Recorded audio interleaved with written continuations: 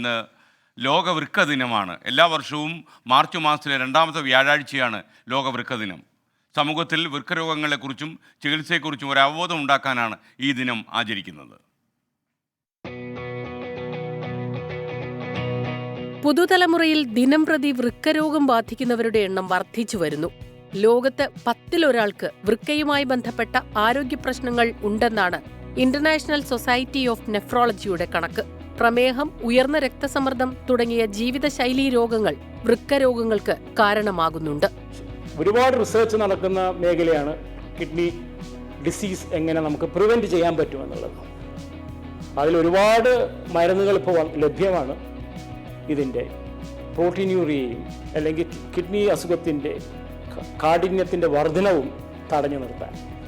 തന്മൂലം ഇത് കറക്റ്റ് രോഗനിർണയം നടത്തി ചികിത്സ ലഭിച്ചു കഴിഞ്ഞാൽ ഏതൊരു രോഗിയും അതിൻ്റെ മുന്നോട്ടുള്ള ചലനം തടഞ്ഞു നിർത്താൻ, ആ ഒരു രോഗി ഡയാലിസിലോട്ട് പോകുന്നത് തടയാനും പറ്റും.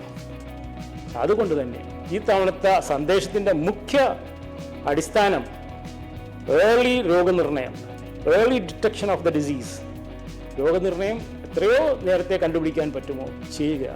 എത്രയും പെട്ടെന്ന് രോഗനിർണയം സാധ്യമാക്കുകയാണ് ഫലപ്രദമായ ചികിത്സയ്ക്ക് പ്രധാനം. എല്ലാവർക്കും മികച്ച ചികിത്സയും തുല്യ പരിചരണവും ഉറപ്പുവരുത്തുക എന്നതാണ് ഈ ലോക വൃക്ക ദിനത്തിലെ സന്ദേശം. വൃക്ക ദിനത്തോടനുബന്ധിച്ച് സംസ്ഥാനത്തും ആരോഗ്യ കേന്ദ്രങ്ങളിലും ആശുപത്രികളിലും ബോധവൽക്കരണ ക്ലാസുകളും സൗജന്യ രോഗനിർണയ ക്യാമ്പുകളും സംഘടിപ്പിക്കുന്നു. Research desk 24.